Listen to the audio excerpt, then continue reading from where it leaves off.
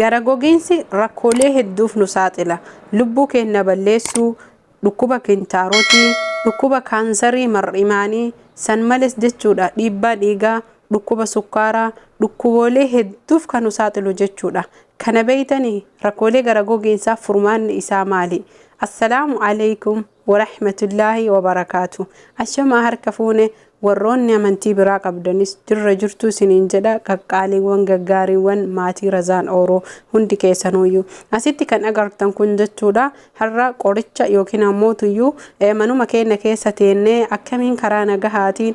karaa fayya qabeessan waan mana keenya keessa wal dhaanamnee gara gogiinsa yookiin ammoo tuyyuu sagaaraan yookiin bobbaan haala salphaa taheen akka nurraa bahee yookiin ammoo tuyyuu osoo nun miidhin osoo nun cinqin akkamitti akka fayyadamnu waan hedduu qabadhee kan isinii dhufuudha. Isaan keessaa inni kunis waan tokko jechuudha.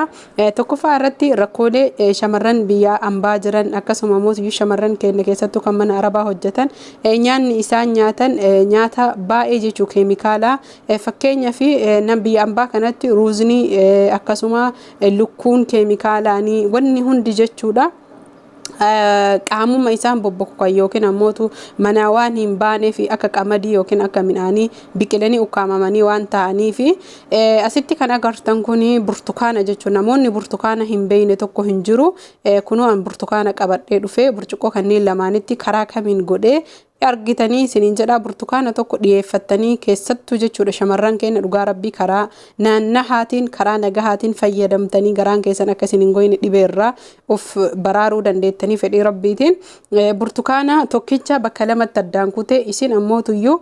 keessaa filattan ka barbaadan filattanii karaa isinii lubbuun keeyyana fuudha jettaniin karaa isinii taheen fayyadamuu dandeettanii karaalee hedduutu jira yoo xiqqaate karaa gara gogiinsa ittiin salphifnu yookiin ittiin balleessinu karaalee 5 jechuu kan ani fayyadame akkasuma kan namoonni na dhiyaatanis fayyadamanii burtukaana walakkaa burtukaanaa kunoo cuunfee harkuma kiyyaan jechuudha. Sitti kun zayti zaytuuna namni hin beeyin hin jiru. Zayti zaytuunni gogaa keenya bareechisuufis taate akkasuma laaffisuuf baay'ee kan shuntuure diriirsuuf illee nu gargaarti. Kanaaf obboleeyyan kiyya an harka tokkoon bilbila qabaa waan hojjetaa jiruufi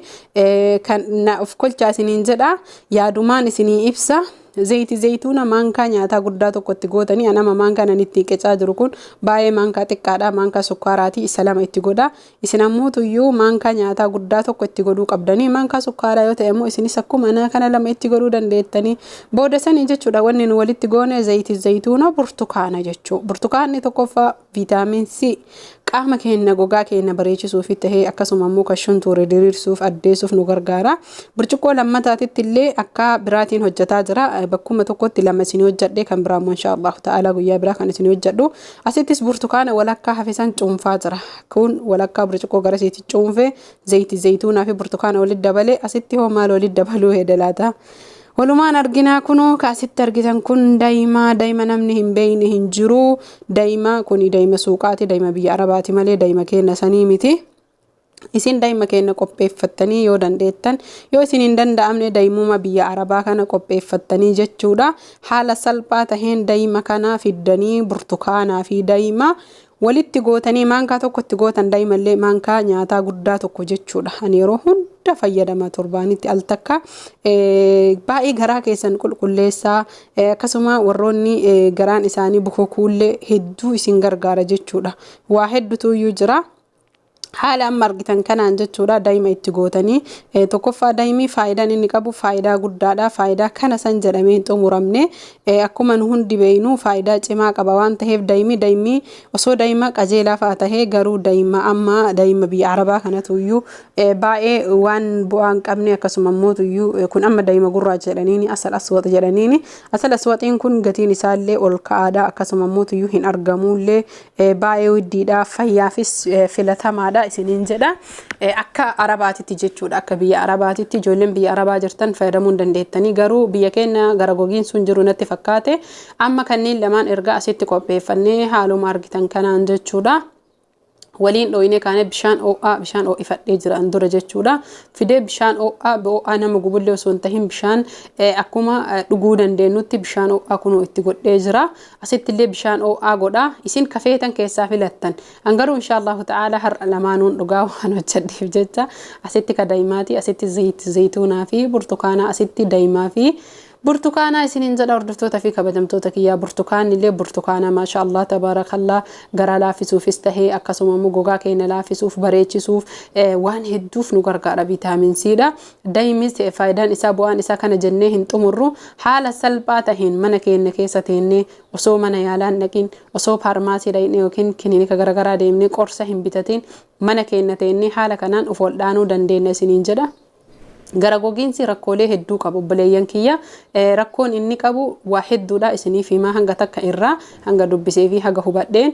kana yeroon isin dhuydanii ganama garaa qulla dhuydanii galgalallee yeroo raftanii dhuydan ka barbaadan lama wal bira odoon tahin tokko keessaa filadhaa fayyadamaa jechuudha itti aansee dhugiitii kana jechuudha ganama garaa qullatti akkuma hirribaa kaataniin dhuydanii galgalallee yeroo rafuu heddan dhuydanii inshaallahu ta'ala yooma sanii bu'aa isaa argitanii itti aansitanii bishaan sirritti dhuga shamarran keenya warroolee rakkoolee garagaraa himattan rakkinni adda addaa himattan bishaan dhugaa rabbi sirritti dhugaa isiniin jedha bishaan sirri dhuguu qabdanii yoo xiqqaatee burcuqqoo 8 hanga 9 12 dhuguu qabdanii sababa rakkooleen garaa gogiinsi irraa nutti dhufuun aariin cinqamuu yaaddahuu dhiphina hirriba gahaa dhabuu waa hedduun ka booda dhibee gugurdaan kan nu saaxilu waan ta'eef hirriba gahaa rafuun barbaachisaadha isinii jedha obboleeyyan kiyya asitti kan argitan kuni aappiliidha aappilii kana ka qophaa'eetu jira qomxaaxxeen isaa yookiin kal tuffaaha jedhaniin isa san maankaa tokko bishaan burcuqqoo tokkootti edaatanii ganama maraayyoo dhuydanii jettanii dhukkuba kintaarotii akka isiniin saaxilleef isinirraa balleessa gara gogiinsi tokkoffaan wanni nutti fidu kintaarotiidha kintaarotiin namni waan xiqqaasee yookiin ijoolleen teennan beeytuyyuu gara gogiinsi kintaarotii bakka sagaaraan bahuun sanitti kunoo haala amma isin suurichum argitan kanaan mallattoolee garagaraatiin nama hundaayyuu akka garagaraatitti itti bahuu mala kintaarotiin dhibee hamaadha yoo abbaan ofii callisee jedhe dhugaa rabbii jechuudha gara gogiinsaa haa eeggannu haala salphaa taheen jechuudha sagaaraan sun osoo gadi dhiibu dhiiga kenna iddee gara alaatitti akka walitti kuufamee gara madaatti jijjiiramuuf nu saaxila kintaarotiin booda deemee dhukkuba garagaraa dhukkuba kansariitti illee jijjiiramuu mala itti deebi'ee jechuudha dhukkubni yookiin ammoo rakkooleen gara gogiinsi nutti fidu cinqatii bowwoo jechuudha mataan keenya yeroo hunda gadi nu bowwaafatu ija keessatti funyaan keessatti hedduu jechuudha bakka gara gogiinsi deemee jechuudha baay'ee kan nama dhiphisu namni hin beeku itti aanee mataa keenya kan ufumaa yeroo hunda dhukkubbii mataa cinqatii boqonnaa dhabuu yeroo hunda jechuudha boqonnaa dhabuu waa hedduutu jira gara gogiinsa kana namni haaluma salphaan sagaaram qofatuyyuu namatti gogeetuma namatti hafasanii garuu dhibeelee garagaraatiif nu saaxila itti aansuun jechuudha bokoka garaa yeroo hunda namni gara gogiinsa qabu garaan isaa hin bokokaa bakka calliseetuma bokokuma kana bokokaa kanaaf yeroodhaan furmaata kenna ufiif yaaduu uf gargaaruun barbaachisaadha waan nurra gahe maal taane jennee beekuun osoo mar'imaan keenya hin miidhamini mar'imaan keenya ciruullee danda'a keessatti rakkoolee ciccimaadha dhugaa rabbii ofitti hin callisina keessattuu warroonni biyya arabaa biyyoota gugurdaa biyya faranjii jirtan mana fincaanii akkanaa kana yoo fayyadamtan haala mucaa uffata magariisa kanaan fayyadamuu qabdanii ka uffata argaa jirtan kanaanii isa cinaa jiru magariisa osoo hin tahini uffata bifa burtukaanati yookiin bifa kaarootiitiin taa'u kuni dhugaa rabbii jechuudha sagaaraan keenya akka cabee jechuudha kallattimaan gara mana fincaanii hin deemne kan nu dhoorguudha jechuudha miidhaa garagala sababa ta'a jechuudha garuu mana fincaanii akkanaa irra warroonni teettan luka keessan jala waasiisa irra ta'a isiniin jedha gara gogiinsi dhibee guddaadha haala dhibee xiqqaatiin hin laalima hanga viidiyoo biraatii walitti deebinutti nagaatti horaa bulaa subscribe like share gochuun turtii gaarii subscribe like